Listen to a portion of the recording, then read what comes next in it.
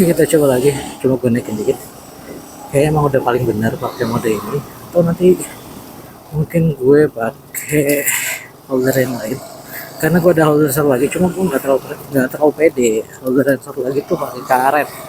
Nah, pakai pegas aja ya. Kalau ini kan memang dikunci. Nah, jadi harusnya ini lebih safety secara holdernya ya. Tapi ya nanti kita coba lagi. Oke, ini kita lanjut perjalanan ke arah Pakuwon. Kita mau ke PHC. Pesan PHC. Oke, PHC di Pakuwon dekat HKBP ya. Kalau perjalanan kali ini gue nggak lagi dinas, nggak lagi untuk urusan ke pendidikan keguruan. Ini lebih murni mungkin silaturahim aja sih. Kalau dibilang bisnis juga enggak, karena urusan bisnisnya udah kelar di WhatsApp. Jadi ini silaturahim aja. Well, it's long. Yeah, start shopping and let's direction. Oke, sambil kita jalan, sambil kita ngobrol, gue pengen ngobrol sedikit. Nah, jadi ini asik ya.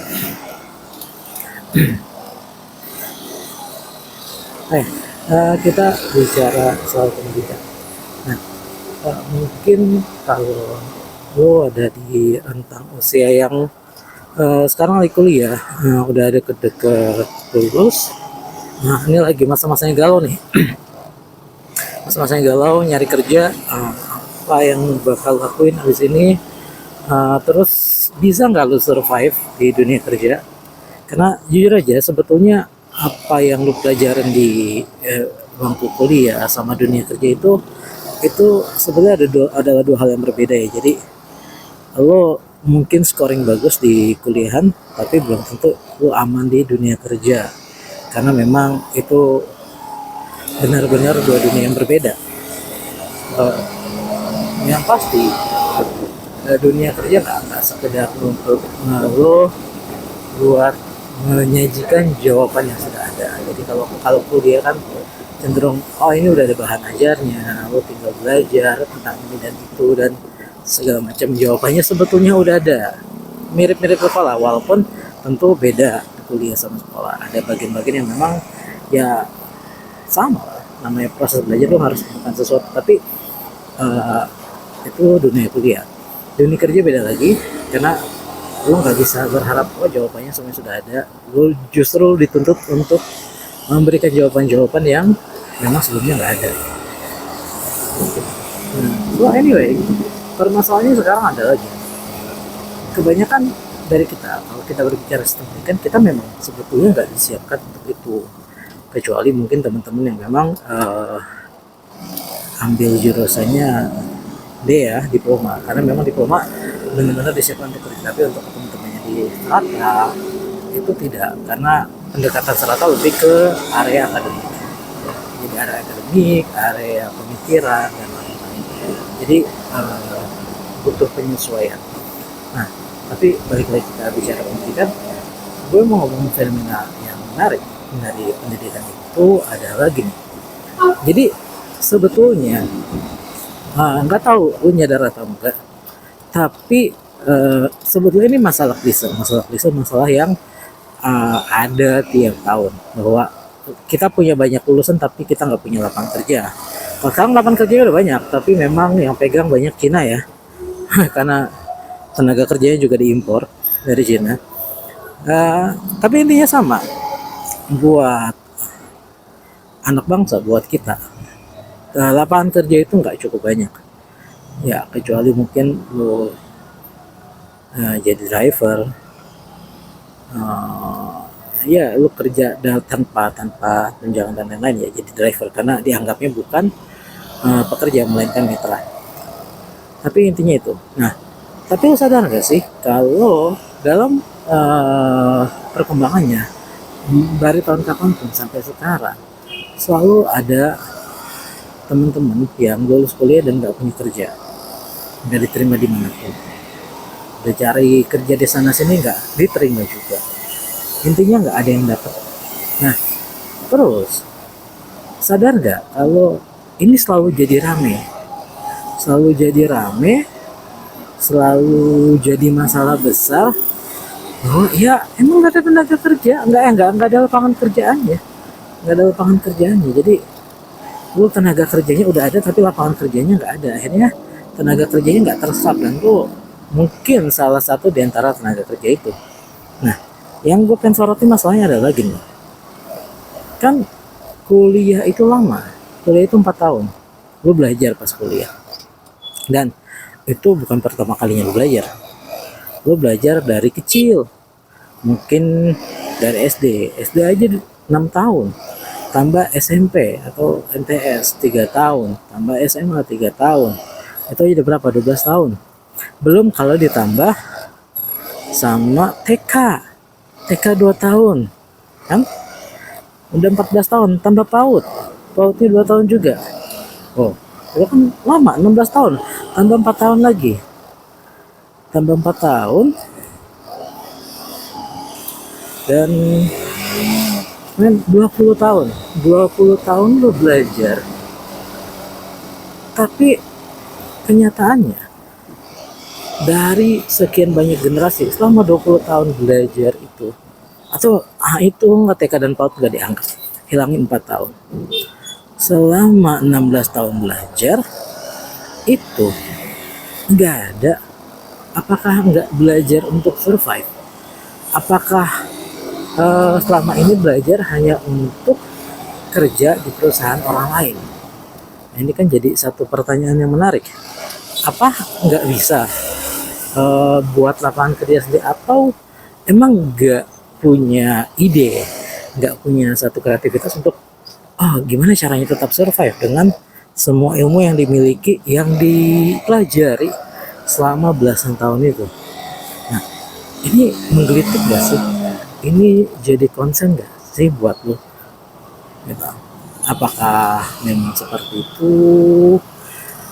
Atau ya gimana? Kalau gue jujur, gue concern banget sama ini. Nah, karena gue ngerasa kok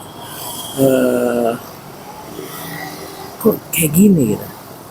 Untuk apa dong belajar 16 tahun kalau lu nggak bisa survive? Nah, dan kenapa survive-nya harus jadi pekerja? Ketika lu nggak ada pekerjaan, lu mencak-mencak, kadang di sosmed, kadang di TV, lu tuntut orang lain untuk ayo kasih gue kerjaan, padahal lu belajar 16 tahun. Ini menarik, karena menurut gue seharusnya ketika seorang udah belajar banyak, ya nggak kayak gitu. Harusnya dia belajar lah prinsip-prinsip dasar, belajar lah gimana caranya survive, apa yang harus dilakukan untuk tetap bertahan hidup. Apakah ya masa dia nggak punya kelulusan selama 16 tahun belajar, nggak ada kreativitas? Ini salah orangnya. Sebab kalau kita pengen salahin orangnya, akhirnya jadi masalah juga. Kenapa? Karena ternyata kalau gue salahin orangnya, harusnya itu kan individu. Cuma permasalahannya ini adalah masalah yang berulang selama puluhan tahun, selama lebih dari 1 dekade. Masalahnya sama aja, aktornya ganti. Tiap tahun ada aja mahasiswa yang lulus nggak diterima, mencak-mencak, nggak bisa survive, bingung. Mungkin gue salah satunya. Tapi ya berarti kan masalahnya nggak lagi di orang ya. Ini berarti kalau masalahnya berulang selama bertahun-tahun, setiap generasi ada, berarti ini masalah bukan masalah orang, melainkan masalah yang ada secara sistemik yang dibawa dan diwariskan dari generasi ke generasi. Nah, sekarang permasalahannya apa coba?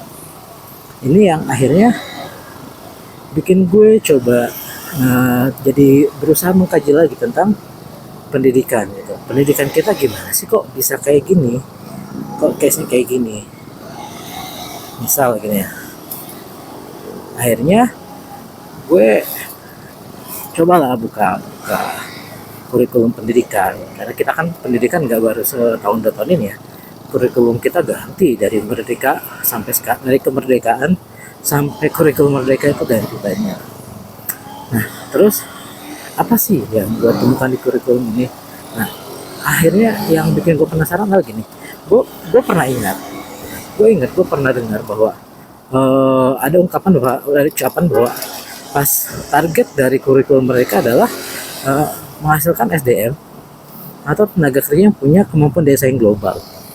Oke, SDM, tenaga kerja. Akhirnya ini menggelitik karena gue ngerasa gue pernah mendengarkan hal yang serupa dari kurikulum sebelumnya gitu, yang tahun-tahun sebelumnya.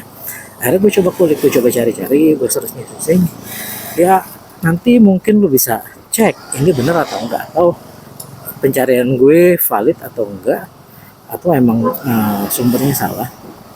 Tapi dari berbagai sumber gue temukan bahwa memang dari tiap kurikulum itu ada target tentang bagaimana SDM yang ingin dihasilkan.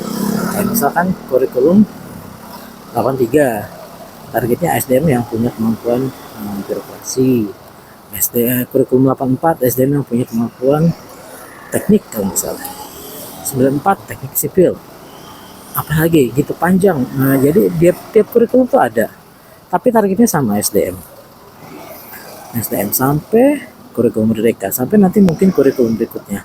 Gua rasa nggak akan ada perubahan signifikan, tetap SDM. Nah, di sini bagian yang menurut gue cukup menggelitik. Kenapa menggelitik? Karena gini, akhirnya gue membayangkan gini, kalau kita dan semua anak Indonesia masuk dalam satu kurikulum yang sama, wajib belajar 9 tahun, sekarang 12 tahun, lalu kita kuliah 4 tahun, mungkin ada yang tambahan sampai S2-nya, terus kurikulum ini sukses, dan akhirnya seluruh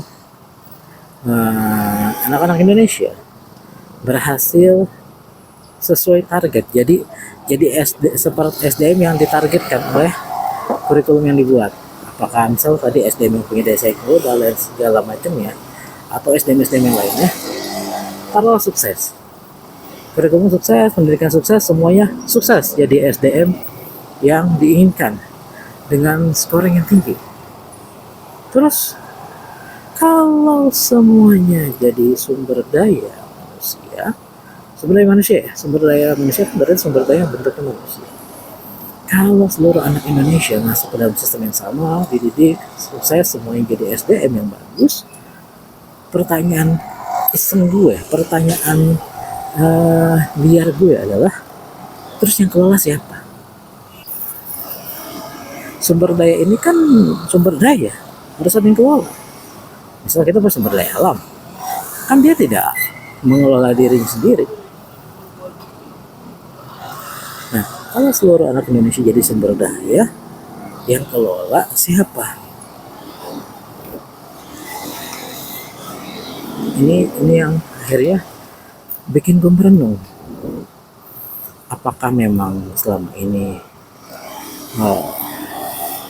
pendidikan kita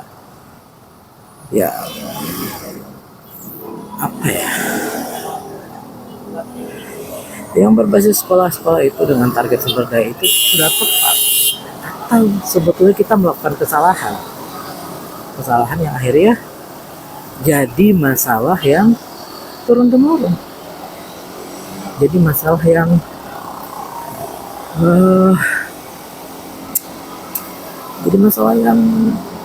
diwariskan terus kayak sekarang gitu.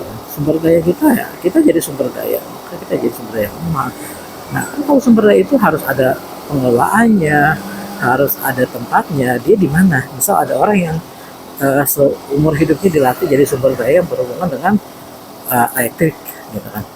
Ketika dia nggak dapat tempat kerja, dia nggak dapat sesuatu yang tempat buat dia berdaya, nasibnya gimana? Akhirnya itu yang gue pikir, jangan-jangan itu kenapa akhirnya banyak dari kita yang kemudian kuliah nggak dapat lapangan kerja, lalu mencak-mencak. Bukan karena mereka kreatif, bukan karena mereka payah, tapi karena memang mereka di setting dididik untuk itu, untuk jadi sumber daya. Dan ketika mereka nggak punya tempat untuk berdaya, mereka nggak berdaya. Kayak misal kita punya sumber daya listrik gitu kan, bentuknya apa, baterai ya, baterai kalau nggak ketemu tempatnya ya listriknya nggak keluar gitu kan. Jangan-jangan kita kayak gitu. Nah itu lu pada kepikiran nggak? Coba deh. gue jujur aja, gue kepikiran jangan-jangan kita salah nih selama ini. Jangan-jangan pendidikan kita salah nih selama ini. Harusnya kita nggak lagi sebenarnya. Terus kalau bukan sebenarnya apa namanya, inilah yang bikin gue makin resah dan bikin gue jadi menanti kembali apa sih yang harus dibuat. Sebetulnya harusnya pendidikan itu seperti apa, arahnya kemana, outputnya apa, nah itu kan jadi penting. Nah, well, ini udah sampai. Nah, di tahap perjalanan gue dapat selesai di sini. Nanti kita lanjut lagi, nanti kita ngobrolin lagi kelanjutan soal pendidikan, sumber daya manusia, dan harusnya pendidikan itu kemana sih. Nah, oke, nanti kita bahas lagi ya cuy. Oke, gue undur diri dulu. Assalamualaikum warahmatullahi wabarakatuh.